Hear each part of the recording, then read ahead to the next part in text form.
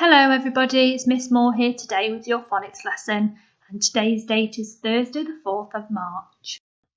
We're going to start our phonics lesson today by practicing the spelling of some different high frequency words. Now, high frequency words are different words that we come across when we're reading different books and different texts, and it's really important that we're able to read them but also that we're able to spell them as well. So I'm going to read the words that you're going to practice spelling to you today.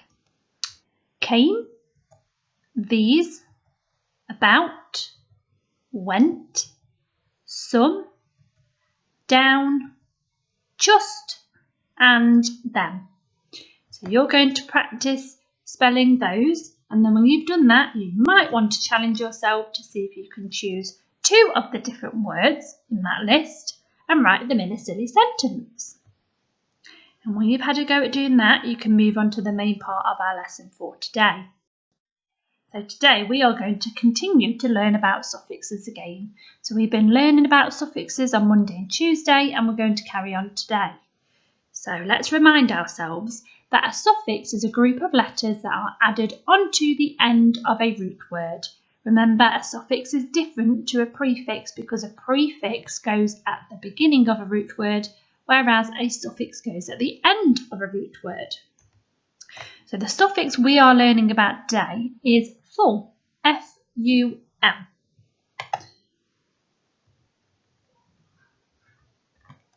Now, what does the suffix full mean? Can you tell the screen or your grown-up or your teacher what that suffix means? Even if you're not entirely sure, you can still have a go. Have a try at trying to think about what that suffix might mean. Well, the suffix full means being full of or having lots of. So an example I've got to show you is the word use. So the word in red here is our root word. Okay, so this is a word that we start with. Now, if we add our suffix full onto that root word, it becomes useful. So that means having lots of use. So you or your grown-ups at home might have different things in the house that are very useful. So that means that it has lots of use. Now, when we add the suffix full onto the end of a root word, it changes a noun into an adjective. Okay, and when we add the suffix full onto the end of our root word, you may have already spotted that we only need to write one letter L on the end of that word. Now, I know that most of you will know that usually when we spell the word full, we spell it with two L's, but when we add our suffix, here are some more examples. So we've got the root word hope, with our suffix full becomes hopeful. If we have care, we add our suffix full, careful. Somebody might be being very careful. Help, we add the suffix full, that becomes helpful. You are very helpful. However, when the root word ends in a Y, in a letter Y, this changes to an I, and then you have to add the suffix full. So just like we were doing on Tuesday's lesson in phonics, when we were adding a different suffix, any word that ends in Y, we have to change to an I and then add F-U-L. So here's an example. Our root word is beauty. It ends in the letter Y. And when we add this suffix, we change a Y to an I and then add F-U-L. So now it is your turn.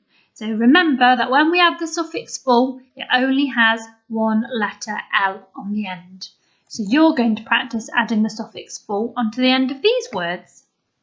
So we've got power, colour, thought, pain, hurt, joy, cheer, peace, delight, and forget. Okay.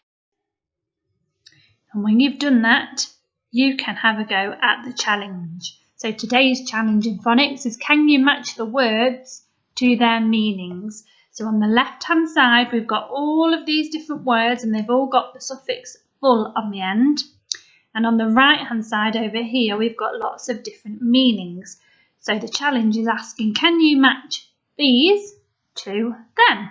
Now you might want to number them, so you could number hopeful number 1, and then whatever the meaning is for hopeful, you can put a number 1 in the box. So let's do the first one together.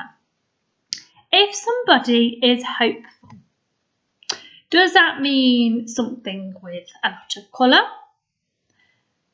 Someone with a lot of power? No, it's not those. Someone who helps a lot? It's not that one. When someone has succeeded at something? It's not that one. Something full of wonder? Don't think it's that one. When someone tries not to make any mistakes?